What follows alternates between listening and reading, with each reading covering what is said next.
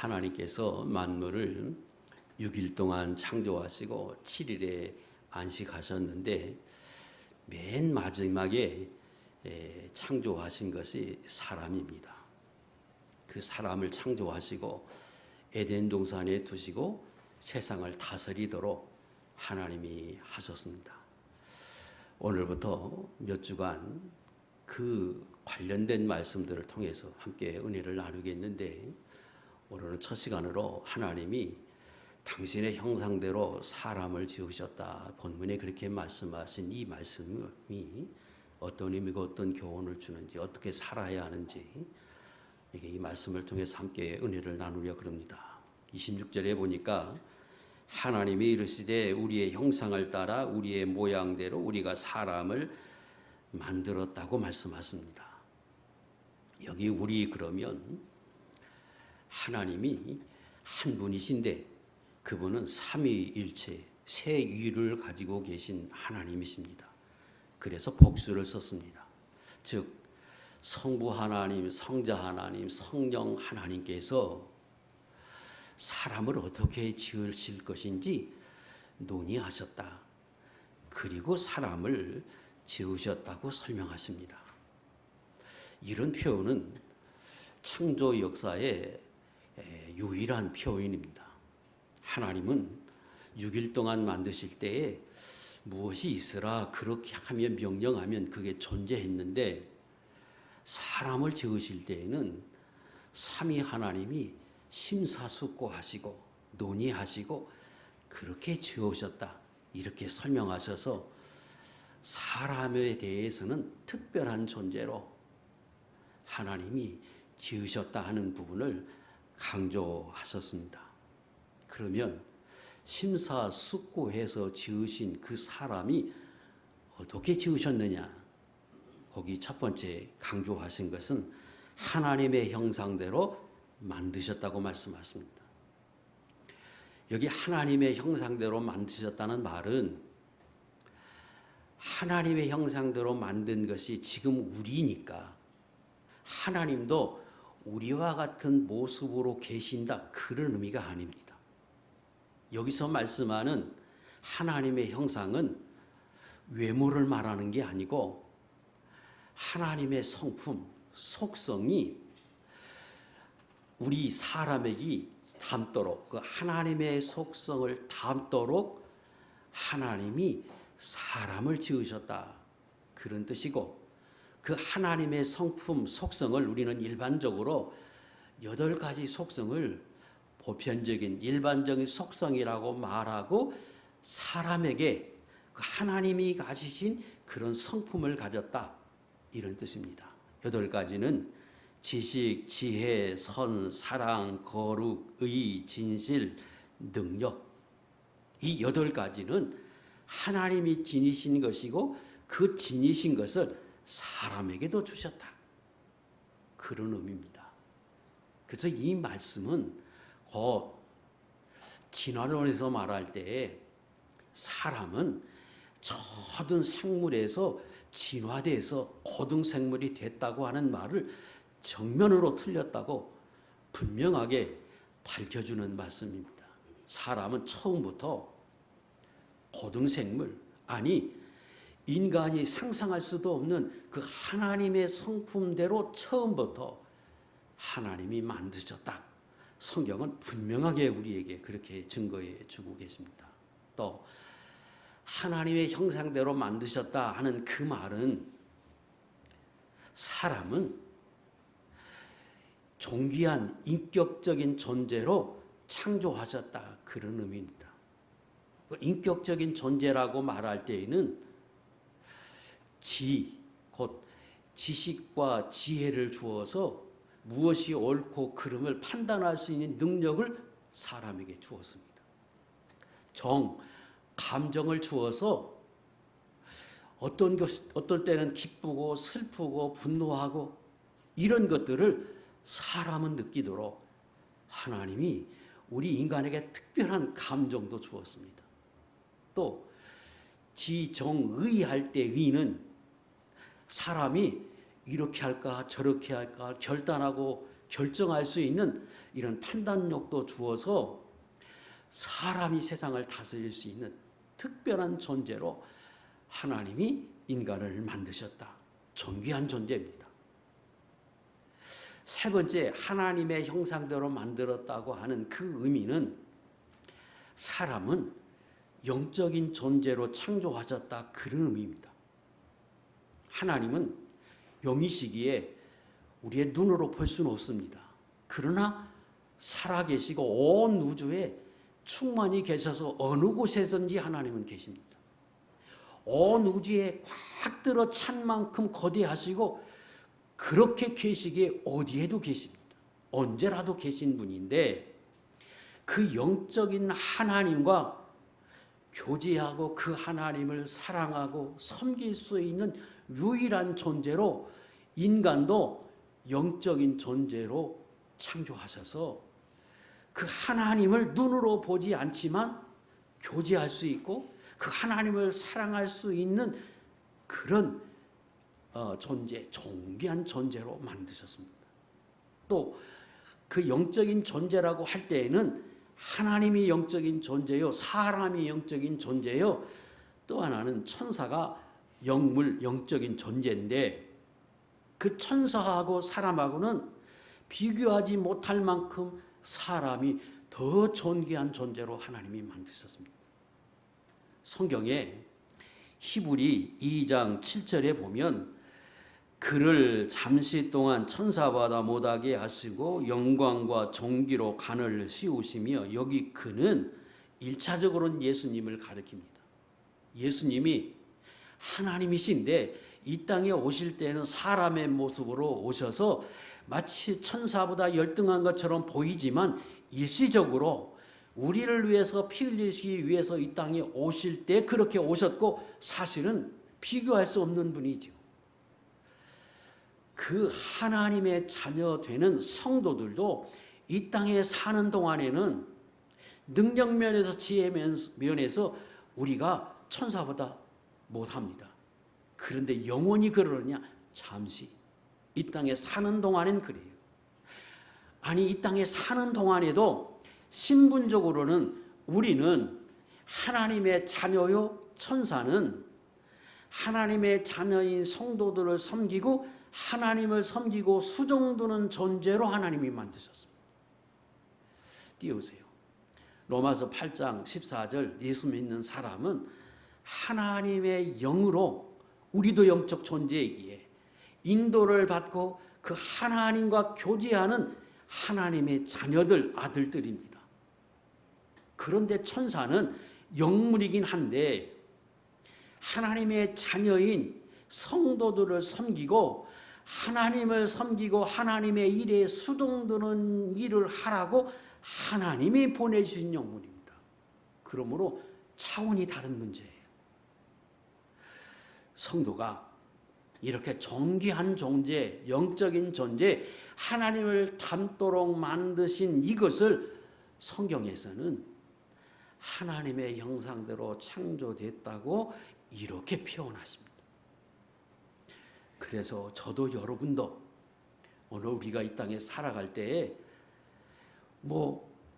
자기 자신이 그렇게 대단한 사람이 아닌 것처럼 때때로 자존감 없는 사람으로 살아갈 수 있는데, 실제로 하나님 우리를 바라볼 때는 천사보다 더 존귀한 존재라고 우리에게 말씀하셔서 네 스스로가 아주 소중한 존재다, 하나님 앞에 귀한 자녀다, 이런 생각을 가지고 날마다 힘있게 능력 있게 주님 바라보면서 주 안에 살아야 합니다. 그러면 하나님은 왜, 어떤 목적을 가지고 사람을 이렇게 존귀한 존재로 만드셨느냐? 성경은 그 목적을 무엇이라고 설명하느냐? 두 가지만 제가 말씀을 드리려고 하는데, 첫째는 하나님의 영광을 위해서 우리를 존귀한 존재로 창조하셨습니다. 이사야 43장 17절, 7절 읽겠습니다. 시작. 내 이름으로 불려지는 모든 자 곧 내가 내 영광을 위하여 창조한 자를 오게 하라. 그가 내가 지었고 그를 내가 만들었느니라. 사람을 하나님이 만드셨는데 그 목적을 하나님을 영화롭게 하는 영광을 돌리는 존재로 창조하셨다고 말씀하십니다. 이 말씀을 오해하면 안 되는 것이 어떻게 보면 하나님 그분만을 위해서 우리가 존재하는 것처럼 비치는데 그런 의미가 아닙니다. 여러분이 다 자녀를 낳습니다. 그 자녀를 낳고 무한한 헌신을, 무한한 사랑을 그 자녀에게 쏟습니다. 그리고 그 자녀가 그 부모의 사랑과 은혜를 입으면서 그저 무럭무럭 자라가면서 기뻐하고 즐거워하고 행복하는 모습을 보면서 부모님은 기쁨을 누립니다. 하나님은 우리를 창조하실 때 심사숙고해서 많은 걸 고려해서 우리를 창조하시고 에덴 동산이라고 완전한 곳에 두시고 우리가 그곳에서 행복하게 사는 모습을 보시면서 복을 주시면서 하나님은 우리를 바라보면서 스스로 기뻐하십니다. 그래서 인간을 창조할 때 세상을 다 창조하시고 맨 마지막에 사람을 창조하시고 그 완전한 세상 위에 사람을 두셨습니다. 그 말은 세상을 창조하시고 인간에게 누리도록 복을 주셨다고 하는 말씀이고 28절에도 그들에게 복을 주어서 생육하고 번성하고 창성하게 하고 그것을 정복하고 다스리는 은혜를 인간에게 주었습니다. 하나님은 당신을 위해서 우리 인간을 그렇게 창조했다고 말할 수 없는 그런 사랑입니다. 그러다가 인간이 예수 믿는 성도가 그 하나님의 은혜를 받고 누리며 살다가 조금 철이 들면 하나님의 은혜를 깨달아서 하나님 앞에 감사하고 그 하나님을 찬양하고 영광을 돌릴 때에 무한히 기뻐하십니다. 그래서 아주 연약한 존재지만 하나님이 계시구나. 이 세상을 하나님이 창조하셨구나. 하나님 우리를 존귀하게 하시고 오늘 우리에게도 이런 은혜를 주셨고 내가 오늘 살아가는 게 하나님의 은혜라고 깨달아서 우리가 그 하나님 앞에 찬양할 때 하나님은 무한한 기쁨과 행복을 누리십니다. 마치 여러분이 자녀를 통해서 기쁨을 얻는 것과 같고 그런 자녀를 향해서 희생하고 헌신을 아끼지 않는 것처럼 창조자이신 하나님이 참신인 하나님이 저와 여러분들을 바라보면서 그렇게 행복해 하십니다. 그리고 더 나가면 더 성숙하면 하나님이 이렇게 하시는 것이 이 땅에 살 때에 내가 하나님의 자녀로서 빛과 소금으로 살고 착하고 의롭게 살아서 하나님이 얼마나 선한 분인지 얼마나 그분이 거룩한 분인지를 나를 통해서 드러나고 그 하나님을 영화롭게 하기 위해서 그 하나님의 뜻을 깨달아서 그렇게 살고 그 하나님 앞에 합당하게 살려고 노력하는 그 모습을 볼 때 더 기뻐하십니다. 그것이 곧 하나님을 영화롭게 하는 겁니다. 1차적으로는 그저 행복하게 사는, 그리고 그 하나님의 은혜를 깨달아서 찬송하고 더 성숙하면 이제 그 하나님의 뜻을 깨달아서 내가 그 뜻을 이루어 드려야지, 그 하나님이 원하는 대로 살아 드려야지, 그렇게 작정하고 살아갈 때에 하나님은 무한한 기쁨을 누리고 그것으로 하나님은 족하게 여기십니다. 오늘 찾아 나온 저와 여러분이 그 하나님의 은혜를 깨달아서 오늘도 영광을 돌리고 찬양하고 그렇게 살기로 결심하고 또 오늘도 돌아가서 일주일 그렇게 살 것입니다. 그것이 하나님을 영화롭게 하는 거고 또 그것이 하나님을 기쁘시게 하는 것인데 평생에 사는 동안 하나님이 그렇게 하라고 우리를 창조하셨음을 알고 언제나 그런 모습으로 끝까지 하나님 앞에 살아드리는 거룩한 종들이 될 수 있기를 축복합니다.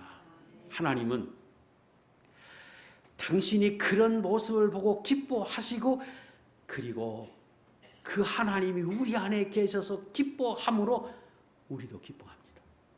아니 우리도 그것으로 평강을 누리고 그것으로 기쁨을 누리고 그것으로 행복을 누리도록 하나님이 창조하셨습니다.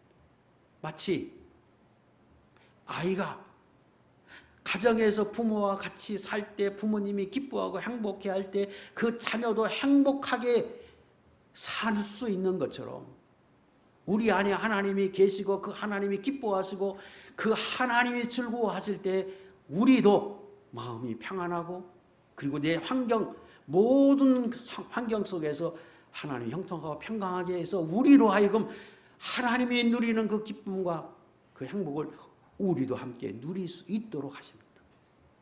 그래서 하나님을 발견하고 아는 성도는 이 인간이 대단한 것 같지만 하나님의 창조물이요. 하나님이 목적 있게 창조하셨고 그 하나님이 온 우주에 계시고 우리 안에 계셔서 그 하나님 안에 살 때 참 행복이 있고 참 가치가 있고 그것이 복된 삶을 알라고 성경은 강조합니다.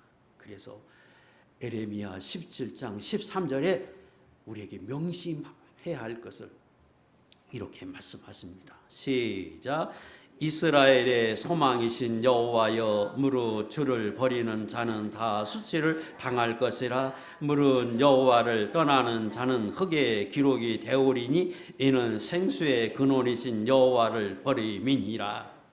뒤에 설명하겠지만 우리의 근본은 흙입니다. 하나님 안에 살면 하나님의 자녀로서의 가치를 지니지만 그 생명을 주신 하나님을 떠나는 순간 흙과 같은 보잘것없는 존재가 되고 만다는 거예요. 아니 하나님이 이 만물을 창조하시고 섭리하시는 분이어서 그분 안에 살 때에 참된 은혜가 있고 그 안에 우리가 생수를 얻고 누리고 만족하며 살게 하시는 것과 같은데 그걸 떠나는 순간 물을 떠나 사는 인간과 같은 존재가 될 수 있음을 우리에게 명심하라고 성경은 가르치십니다. 자, 하나님이 또 두 번째 왜 인간을 이렇게 존귀한 존재 하나님의 형상을 담는 사람으로 만드셨느냐? 두 번째 목적은 오늘 본문 26절에 있습니다. 하나님이 이르시되 우리의 형상을 따라 우리의 모양대로 우리가 사람을 만들고 그들로 바다의 물고기와 하늘의 새와 가축과 온 땅과 땅에 기는 모든 것을 다스리게 하자 하시고 사람을 당신의 형상대로 만드셨습니다. 하나님이 창조해 주십니다. 그리고 온 우주를 만드시고는 그 우주를 사람에게 주어서 아니 사람에게 그걸 다스리도록 하나님이 절대적인 권한을 우리에게 주셨습니다. 그래서 사람이 28절에 있는 것처럼 정복하고 다스리는 것 그거 하나님이 인간에게 주신 복입니다. 그런데 또 다른 차원에서는 그 하나님이 만드신 우주 만물을 인간이 잘 다스리는 것 하나님의 명령으로 우리에게 주신 은혜이기도 합니다. 명령입니다. 그래서 한편으로는 이 땅에서 인간이 만물의 영장으로 세상을 소유한 것처럼 마치 이용해서 다스리고 또 자기가 통치하고 개발해서 사는데 사실은 소유권은 하나님이 주시지 않았습니다. 다만 개발하고 이용하고 통치하는 권한은 우리에게 주었습니다. 그래서 인간이 자기 유익을 위해서 함부로 자연을 훼손하고 파괴하는 것, 그건 하나님의 뜻에 거스리고 하나님이 잘 보존하고 다스리고 선용해서 후대까지 보존하게 하는 것, 그게 하나님의 뜻이기에 인간이 마음대로 할 수 있지만, 그러나 그것 또한 잘 선용하는, 다스리는 이것 또한 우리 인간에게 주신 것입니다. 그래서 사람이 참 존귀한 존재인데, 존귀한 존재라고 해서 내 마음대로 할 수 있는 것이 아니라 그 하나님의 통치권 안에, 하나님의 말씀 안에서 우리가 이렇게 살아가고 그 뜻에 합한 모습으로 살아가야 하는 겁니다. 이런 차원에서 보면 세상에는 인간 외에 더 고등 생물이 있을 수 없습니다. 아니, 지구뿐 아니라 온 우주에 인간보다 더 고등 생물이 있다, 외계인이 존재한다, 이렇게 말할 수 없어요. 왜? 하나님은 온 우주를 만드시고 오직 사람에게 그걸 다스릴 수 있는 권한을 인간에게 주었고 인간에게 명령하셨기에 이 어떤 세계에도 인간보다 더 위대한 존귀한 존재는 존재하지 않는다. 이게 성경적인 견해입니다. 실제로 지금 인간이 짐작할 수 있는 이 영역이 약 260억 광년, 눈으로 볼 수는 없지만 인간이 살펴서 짐작할 수 있는 영역이 약 260억 광년이에요. 이게 얼마나 먼 거리인가 하면 빛이 똑딱하면 지구를 7바퀴 반 돈다 그러지요. 그게 거리로 하면 30만 킬로입니다. 그 빛이 260억 년을 가는 거리만큼 먼 거리까지 인간이 지금 살펴서 거기에 뭐가 있는지, 어떻게 구성되어 있는지 인간이 짐작할 수 있습니다. 그만큼 과학이 발전해서 이제 먼 우주까지 인간이 짐작해 볼 수 있는데, 그곳까지 봐도 그 어떤 생물이 존재하지 않습니다. 아니, 인간보다 더 월등한 외계인이 존재하지 않아요. 아니, 영원히 찾을 수 없을 것입니다. 그만큼 인간은 존귀한 존재로 하나님 우리를 만드셨고, 그 목적이 하나님을 영화롭게 하는 거고, 세상을 잘 관리하고 다스려서 하나님 앞에 복된 모습으로 살라고 우리에게 명령하셨습니다. 두 번째, 오늘 본문에서 말씀하실 때 하나님은 사람을 하나님의 형상대로 창조하셨을 뿐 아니라 남자와 여자로 창조하셨다고 27절에 설명합니다. 원래 태초의 사람 아담을 하나님이 만드실 때에는 흙으로 빚어서, 잠시 후에 2장 7절에서 살피겠는데, 인간의 코에 생기를 불어 넣어서 비로소 사람이 되게 하셨습니다. 그리고 여자를 만드실 때에는 그 아담이 독취하는 것을 보시고 하나님이 좋아하지 않아서 아담을 깊이 잠들게 하고 아담의 갈비뼈를 취해서 그 갈비뼈를 통해서 여자를 만드셨습니다. 그리고 이끌어서 남자와 여자가 만나게 해서 한 가정을 이루고 그로 번성하게 했습니다. 그런데 오늘 본문 27절에는 그런 얘기를 하지 않고 남자와 여자를 창조하셨다, 이렇게 강조합니다. 원래는 남자 만들고 후에 남자의 갈비뼈를 여자를 만들었는데, 마치 한 번에 하나님이 똑같이 만든 것처럼 표현한 것은 남자와 여자가 동등하다는 겁니다. 왜 이 부분을 강조하는가 그러면, 우리가 아는 것처럼 에베소 5장 20절 이하에 보면 남자는 여자의 머리다.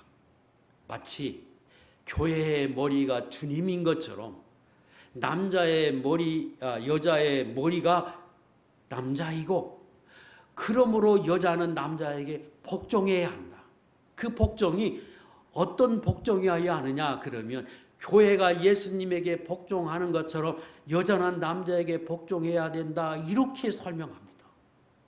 그러니까 남자들이 오해하고 착각해서 여자는 남자의 예속되어 있는 마치 열등한 존재로 착각하고 오해할 수 있기에 하나님이 여기에서 존귀한 존재로 남자와 여자를 만드셨다고 하심으로 질서상 그렇게 해야 하지만 하나님은 남자와 여자를 동등한 관계로 창조하셨다고 강조하고 있습니다. 그래서 예수 믿는 사람이 성경을 근거로 해서 여자를 함부로 하고 막 다루려고 하는 것 대단히 어리석고 잘못됐고 그것처럼 바보가 없습니다. 성경은 자기의 아내는 자기의 몸이라고 설명합니다. 그래서 함부로 대하는 것, 자기 몸을 함부로 해하는 것과 같은 거라고 성경은 우리에게 교훈해 주고 그걸로 오해하지 말라고 가르치기 위해서 그랬습니다. 또 하나님이 사람을 하나님의 형상대로 창조하셨음을 강조하시고 남자와 여자를 이렇게 별도로 창조하신 것을 강조하신 것은 성경에 왜 다른 생물들도 암수가 있는데 그걸 특별히 언급하지 않고 사람은 이렇게 언급했느냐? 그것은 2장 20절 이하에 보면 아담이 홀로 독초하는 걸 보고 하나님이 기뻐하지 않았습니다. 그래서 내가 아담을 위해서 배필을 지으리라, 돕는 자를 지으리라, 이렇게 하시고 여자를 지었습니다. 그러므로 하나님이 남자와 여자를 동등한 관계로 지은 것은 그 부족한 부분을 채워서 서로 부족을 채워서 행복하게 살라 하는 의미고, 두 남녀 관계에 사랑하게 해서 행복을 누리게 하기 위해서 하나님이 그렇게 하셨습니다. 세 번째는 남자와 여자를 창조해서 그 안에서 하나님이 생육하고 번성해서 땅에 충만하게 하고 그로 인하여 대대 후손이 세상을 다스리게 하기 위해서 남자와 여자를 만드셨기에 결혼은 신성한 것이고 거기에서 자녀를 양육하고 그리고 번성하게 하는 것, 이거 하나님의 뜻입니다. 근본적인 그 안에서 하나님 우리에게 원하는 것은 그렇게 사랑하고 협력하고 도와서 행복하게 살면서 하나님의 뜻을 이루라고 우리에게 이렇게 명령하셨습니다. 자, 저는 우리 교회에 나오시는 모든 분들이 나는 참 소중한 하나님의 자녀다. 하나님이 세상을 만드실 때 특별히 심사숙고해서 나를 만드셨다. 그리고 나를 위해서 세상의 모든 것을 창조하시고 맨 나중에 나를 두시고 이걸 누리도록 하나님이 하셨다. 그걸 알고 이 땅에 사는 동안 나는 참 존귀한 존재다. 그런 자존감 있는 삶을 살고 어떤 일을 하든지 최선을 다하고 그 속에서 하나님의 자녀라고 하는 자부심을 가지고 그렇게 살아가기를 원하고, 그러나 꼭 잊지 말 것은 하나님이 나를 이렇게 창조하신 목적이 나만을 위해서, 나를 위해서 이 땅에서 살라고 한 게 아니라 나를 통해서 하나님을 기쁘시게 하고 그로 나도 행복하고 또 나로 인해서 하나님의 영광을 돌려지게 하기 위해서 창조하셨음을 알고 그 목적이 합한 모습으로 행복하게 날마다 살아가는 거룩한 종들이 될 수 있기를 주의 이름으로 축복합니다. 2장 7절입니다. 하나님이 2장 7절에서 이렇게 말씀하십니다. 여호와 하나님이 땅의 흙으로 사람을 지으시고 생기를 그 코에 불어 넣으시니 사람이 생명이 된지라. 두 가지를 강조했습니다. 하나는 사람이 이렇게 참 존귀한 존재인데 하나님의 형상대로 만드셨는데 무엇으로 만들었느냐는 걸 강조했습니다. 두 번째는 그 하나님이 사람을 어떻게 만드셨느냐 이걸 또 강조하셨습니다. 깊이 설명하면 존귀한 존재인데 너는 흙으로 만들었음을 기억하라는 겁니다. 재료가 흙이다. 인간이 참 존귀한 존재이고 하나님이 특별히 사랑의 대상자로 하나님과 교제할 수 있는 유일한 존재로 하나님이 만드신 건 맞는데 내 본질은 흙이다. 이렇게 설명합니다. 뭘 강조하려고 하는 겁니까? 인간이 이 땅에 살면서 하나님의 주신 걸 누리면서 행복하게 살고 그리고 명예도 얻고 부도 얻고 건강도 얻고 그렇게 살 때에 명심할 것은 너는 흙이다. 내 본질은 흙이다. 이걸 잊지 말라는 겁니다. 다시 말하면 자만하지 말라는 거예요. 그 어떤 경우에도 교만하지 말라. 너를 이런 자리에 이렇게 살게 하신 것은 너는 흙과 같은 존재지만 하나님이 이렇게 만들어 주셨음을 알고 언제나 온유하고 겸손한 모습으로 끝까지 살라는 의미입니다. 두 번째는 너를 지으신 분은 하나님이시고 너는 피조되었다. 다시 말하면 너의 주인은 하나님이시다. 너는 하나님의 손에 의해서 빚어진 존재다. 이걸 명심하라는 겁니다. 한편으로는 그래서 소중한 존재.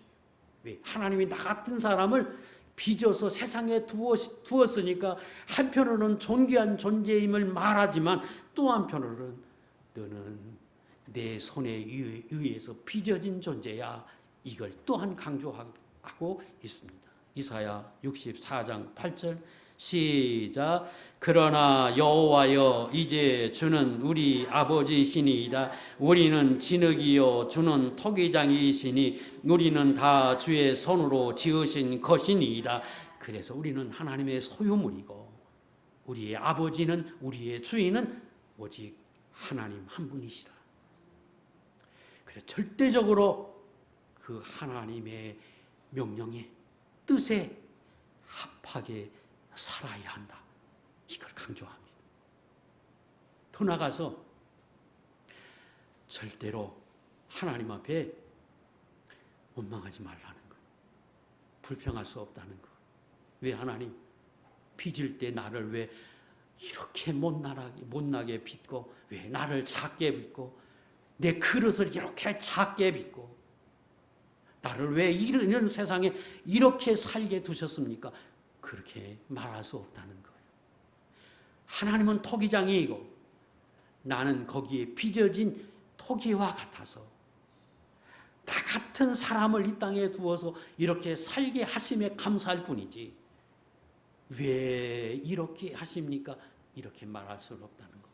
로마서 9장 20절 21절 시작. 이 사람아 내가 누구이기에 감히 하나님께 반문하느냐? 지음을 받은 물건이 지은 자에게 어찌 나를 이같이 만들었느냐 말하겠느냐? 토기장이가 진흙 한 덩어리로 하나는 귀 있을 그릇을 하나는 손이 있을 그릇을 만들 권한이 없느냐? 그렇게 빚어져서 나를 이 땅에 두신 것 자체가 감사할 뿐이고 그러므로 그 하나님 앞에 감사하게 소중한 존재인 줄 알고 그저 내가 주어진 자리에서 최선을 다해서 행복하게 기쁘게 살되 언제나 내 마음속에 이 목적이 하나님의 영광에 있다. 이걸 기억하고 살라고 하는 겁니다. 두 번째, 하나님이 사람을 만드셨어요. 지으셨어요. 그런데 그 만든 방법도 사람에겐 특별했습니다. 아까 심사숙고해서 삼위일체 하나님이 생각해서 지었지만 짓는 방법도 특별합니다. 본문에 하나님이 사람을 흙으로 빚으시고 코에다가 생기를 불어넣었습니다. 여기 생기는 영을 부어 넣었다는 의미가 아니라 빚어넣고 사람에게 생명을 주었다. 그래서 마침내 하나님이 살게 하셨다, 존재하게 하셨다 하는 의미입니다. 특별하지요. 이게 왜 특별한가 그러면 짐승도 재료는 흙입니다. 새도 흙으로 하나님이 만드셨습니다. 그런데 그들은, 인간에 의해 그들은 하나님이 명령하시니까 흙이 새가 되고 흙이 짐승이 되었고 그리고 바로 생명을 얻었습니다. 하나님이 생명을 주었는데 그들의 본질은 흙에서부터 육도 왔고 흙으로부터 생명도 왔습니다.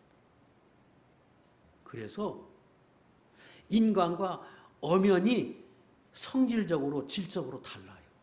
그런데 사람은 하나님이 빚으시고 하나님이 생명을 직접 불어 넣어 주었음을 강조해서 더 특별한 존재다 하는 것을 성경에서 말씀하십니다. 그래서 한 사람 한 사람의 생명이 하나님이 주신 것이라고 하는 걸 강조합니다. 그리고 그것은 전도서 3장 20절에 이렇게 설명합니다. 시작. 다 흙으로 말미암았으므로 다 흙으로 돌아가나니 다 한 곳으로 가거니와 인생들의 혼은 위로 올라가고 짐승의 혼은 아래 곧 땅으로 내려가는 줄을 누가 알랴. 그냥 두세요. 사람은 흙으로 지었어요. 그런데 생명은 하나님이 주었어요. 그러므로 죽으면 그 육체는 흙으로 왔기에 흙으로 돌아가 썩어서 소멸되지만 인간의 영혼은 하나님이 주었기 때문에 하나님에 돌아간다는 거예요. 소멸되는 게 아니에요. 그러나 새와 짐승과 같은 다른 생물들은 흙으로부터 육체도 왔고 흙으로부터 그들의 생명도 왔기에 죽으면 그들의 생명은 흙과 같이 소멸해 버립니다. 그것이 달라요. 그래서 인간은 특별한 존재입니다.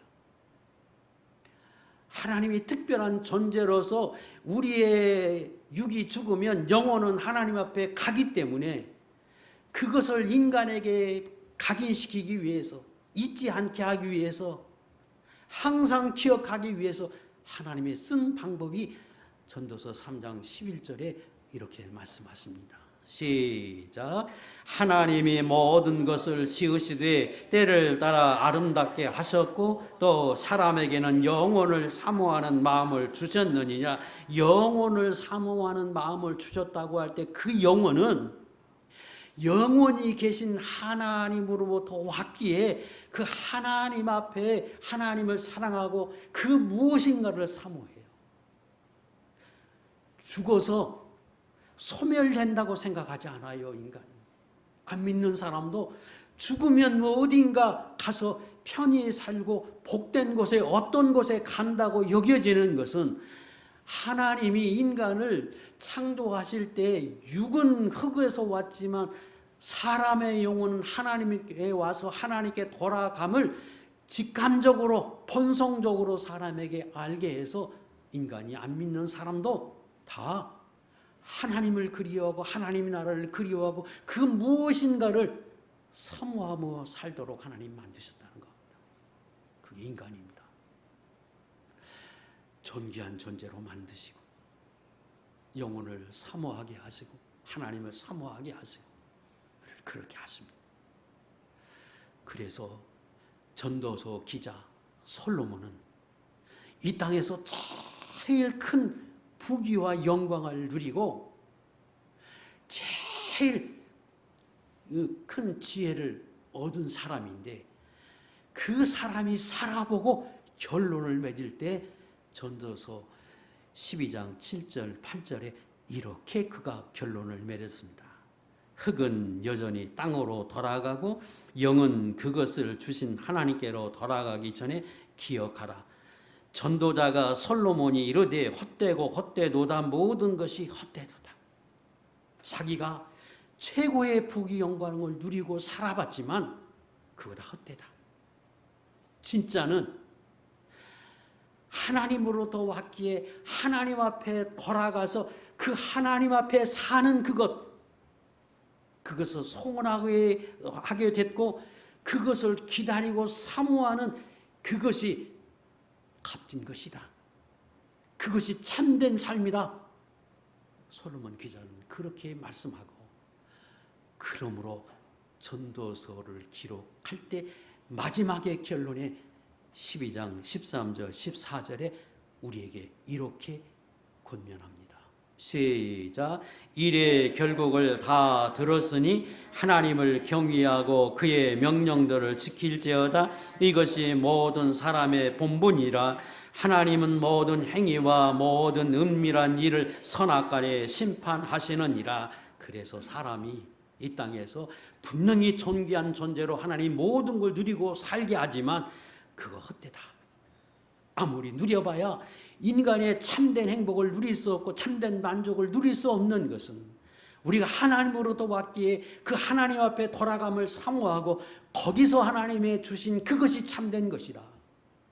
그럼 이 땅에 사는 동안 그 하나님을 영화롭게 경외하고 하나님을 기쁘시게 하고 그 기쁘시게 하는 것이 하나님의 말씀을 실천하고 사는 것이고, 이후에 창조자이신 하나님이 우리를 땅에 주었기 때문에 그분이 마지막에 우리의 인생도 심판할 것이므로 그 하나님 앞에 가서 받을 그 영원한 심판의 상을 바라보면서 이 땅을 사는 것, 그게 인간이 참된 행복이고 그것이 본분이다. 성도는 그렇게 살아야 한다 하고 솔로몬 기자가 결론을 냈습니다. 말씀을 마치려 그럽니다. 우리는 분명히 형용할 수 없는 은혜를 받은 그런 존재들입니다. 특별히 사람으로 존귀하지만 그 중에 하나님의 택함을 받아서 그 창조자이신 하나님을 알고 섬길 수 있는 은혜를 주었습니다. 그리고 어떻게 사는 것이 참된 가치가 있고 인간의 본분인지도 성경을 통해서 우리가 깨닫게 하고 우리는 배우게 하셨습니다. 이 놀라운 섭리의 은혜, 이 은혜를 깨달은 저와 여러분이 남은 생에 하나님이 기뻐하는 핫한 모습의 삶을 삶으로 이 땅에서 가치 있고 영원한 천국의 복락을 누리는 하나님의 종들이 될 수 있기를 주의 이름으로 축복합니다. 기도하겠습니다.